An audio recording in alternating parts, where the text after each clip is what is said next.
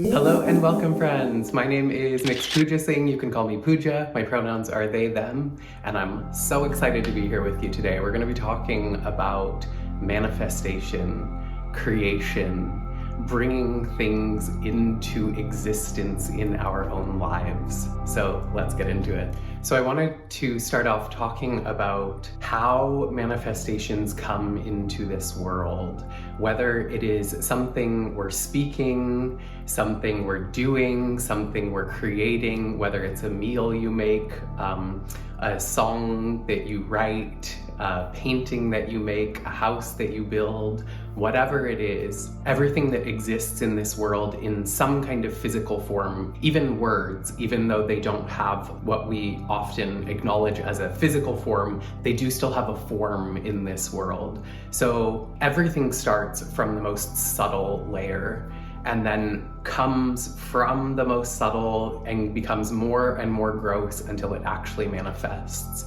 So these words that are coming out of my mouth, they start as pure potential consciousness, and then they start to manifest somewhere in my being. They start to become a little more gross. I might start to have an idea of something I want to say, and then it kind of starts to become a little more clear in my being. And then I actually maybe think the words or the thought in my mind, and then I'll speak it out. And sometimes, oftentimes, a lot of these parts of the process happen so quickly that we're not conscious of it, that we don't realize it.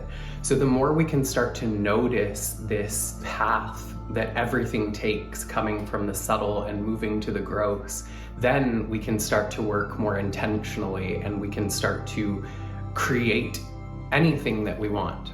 So in yoga, we have this idea of layers of our being. We call them koshas. And in most schools of yogic thought, there are 5 koshas. So if we're talking about the koshas and we're starting from the most subtle layer, then we start with Anandamaya kosha, the bliss body. Then we move into Vijnanamaya kosha, the kind of wisdom body. And then Manomaya kosha, the mind, the mental body, then Pranamaya kosha, the energetic or breath body, and then the most physical layer, which is our physical body, which is Annamaya kosha. So we can also relate these layers of the koshas kind of to our emotions in a way. So playing with this idea of moving through the koshas, moving from subtle to gross, we can start to think about this idea of the law of attraction, which a lot of people talk about in different ways. And for me, I've received a lot of wisdom and insight about the law of attraction from Abraham, channeled by Esther Hicks. If you don't know about them, please check them out. They are full of so much incredible wisdom that has really helped me in my spiritual journey so much. So with the law of attraction, like attracts like. Whatever you think of will attract more of that thing. So we have to acknowledge that there's no negative in the law of attraction. You can't say, I don't want something, because that's still giving attention to whatever that thing is. So if you say, I don't want pizza, I don't want anyone to offer me pizza, I don't want to have pizza for dinner, I don't want to eat pizza, then pizza's probably going to start coming into your experience a lot, because the law of attraction just hears whatever you're thinking about. The universe hears whatever you're thinking about. So with this idea, then we really have to consider, where are we spending our time or our energy? I believe it's said that humans have somewhere around roughly 70,000 thoughts a day. So say you start to do some of this work and you start to work with the law of attraction and you start to become more aware of your thoughts and what you're thinking about.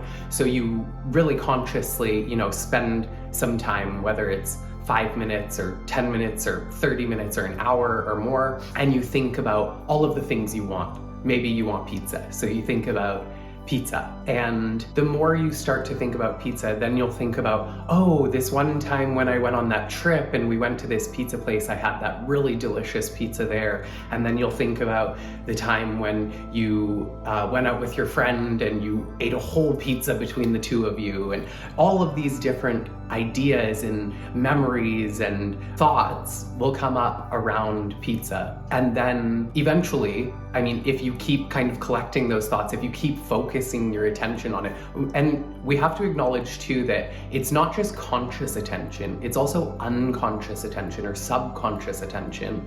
So when we're focusing on something, again, whether we realize it or not, if our mind is focusing on a particular thing, we will keep attracting more of that. So how can we become more intentional with this then? We really have to start by being more aware of our own mind, being more aware of the thoughts that are moving through our mind, and being more aware of where our attention or our energy is going. So when we start to do this, then we can start to be more intentional. We realize, oh, I'm having a thought about something I don't want. So you just kind of gently redirect or guide your attention, your awareness, your thoughts to something else. And this is a lifelong practice. I don't think the effort in paying attention to your thoughts ever goes away. I think you always have to be constantly working on being more aware, being more present, grounding into this moment. So with this idea of like attracts like and kind of starting to guide our thoughts, we also have to be aware of the real guidance system in this, which is our emotions. We can often think a thought that we don't really align with or we don't really believe. So any thought that we think constantly, regularly, over and over becomes a belief. So a belief is just something you think about regularly. So really, your beliefs are just your regular or habitual thoughts. So if our thoughts create our beliefs and our beliefs create our reality, then what we have to do is pay attention to how we actually feel about these thoughts. How do you feel? When you tune into your emotions, then you can really start to get an idea of where you're going. Abraham always says our emotions are like our GPS system. So they're really giving us guidance on where we're going, whether we're going in the right direction or not. So with this, in the same way that we had this kind of spectrum of moving from subtle to gross, we have to think about our emotions on a spectrum. So we can't just jump from the most subtle layer to the most gross layer. We can't go from pure potential consciousness to instant manifestation into physical reality. We have to kind of go through each phase, each step. So in the same way, we can't jump from one emotion on the spectrum that's over here to another emotion that's way over here. We've got to kind of work our way up. So with that, if we're kind of experiencing an emotion that doesn't feel particularly good, if we're feeling sad, we're probably not going to be able to jump from sad to happy, right? So we've got to kind of figure out, okay, if I'm feeling sad right now, what feels a little bit better? What's the thing that can give me a little bit of relief? What's a thought that I can think that could kind of just get me out of this sadness just a tiny bit? So maybe that's like, this sadness won't last forever. You know, this too shall pass. Just acknowledging that you know that anything you experience, have you ever experienced anything that lasted your whole life or forever? No. So we can maybe that thought doesn't give you relief, and that's fine too. So you just have to keep looking until you find a thought that does give you some kind of relief. So once you kind of find that and you find a tiny bit of relief there, then can you do that again? Can you find another thought? Maybe there are a lot of possibilities for things that could happen. Okay, that feels good. Yeah, there's possibility. That's true. I believe that. So then in this way, you just keep moving up this emotional kind of spectrum, and then you eventually can get from sad to happy, or from wherever it is that you're going to wherever it is that you're going.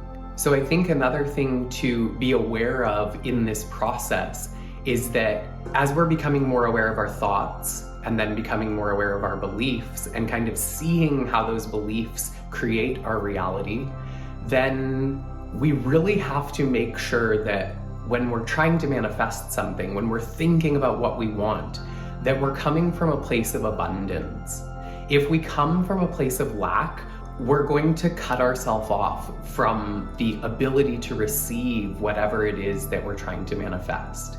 So if we're able to come from this place of knowing that the universe is abundant, there are not limited resources in the way that a lot of people believe. And once again, this comes back to your beliefs. If you believe that the resources on this planet are limited, then you are probably going to have a lot harder time manifesting. I won't say you won't be able to manifest, because I think it's more complex than that, but I think you'll have a much harder time manifesting what you want. But if you can really start to examine your beliefs and start to rewrite the beliefs that, such as, this universe is limited, this world is limited, the resources on this earth are limited. If we can start to rewrite our thoughts and rewrite our beliefs so that we believe in the abundance of the universe, then you will start to see that. If you believe in lack, then you will see that. Whatever you believe is what you will notice evidence of. And so this is also another place where we can get stuck, is that a lot of people say, but what I'm seeing, the evidence I'm getting from my own life, the feedback that my life is giving me, is that the world is limited. There's a lot of competition. The resources on this earth are not abundant. So then you'll continue to see more of that. So that's where you've got to kind of figure out how to shift something, how to make a change, how to change your thoughts, even in a small way. Again, you can't jump from here all the way over to here, but you can go from here, take one little step, take another little step, until you eventually get over here. So this is non-resistant thought. Again, this is a concept that I've heard from Abraham, and it's really about finding the thought in this moment that feels least resistant for you. So again, this takes some practice, this takes some playing around. This really is a game, it's fun. We're living in this world that really is an illusion. And the more we can be grounded in our own life, I'm not saying to ignore things or pretend like things aren't the way they are, but again, when you observe things, when you are actively co-creating with the universe in your own life, then you're able to create something that's much bigger than you. We have to remember that we are not alone in this world. We are not doing this by ourselves. We are not making a singular creation in a vacuum. We are co-creating with the universe. We are co-creating with all of the people on this planet, and even beings that are not physically on this planet as well. So if we can align with the universe, find that place where you feel least resistant, that lack of resistance is a sign of your alignment, of your connection to the universe, of your ability to see or know what the universe is trying to create through you. That guidance system of your emotions. When you feel good, you should feel good. We're working towards feeling good. That's what we're always working towards with any of this stuff. The truth is that any manifestation you are trying to create, anything that you want in this world, is just something that you think will make you feel better. That's really all it comes down to. Anything that we ever want in this life is just something that we think will make us feel better. So if the point is to feel better, then we again need to go back to that internal guidance system, our emotions. If we can tune into our emotions in this moment, then we can act intentionally. We can act in a way where we are working with the universe, and we can manifest anything we want. I really encourage you to play around with this. I would love to hear your thoughts in the comments about any of this stuff around law of attraction, manifestation, creation. If you agree with any of the stuff I said or disagree, if you have other insights or things that you've practiced or experienced or discovered in your own life with any of this stuff, I would love to hear about it. So please let me know down below. Thank you so much for joining me today for this talk about manifestation. I'm super excited to be sharing more videos on queer spirituality. And by this, I just mean that I'm a queer person and my whole life is informed by my queer identity in some way. And so that is why my spirituality is queer. And I hope that you will continue to explore your own spirituality and that you will be able to be more intentional in your own manifestations that you're working on. Thank you for being here and thank you for being you. I'll see y'all in another video. Take care. Love you. Mwah.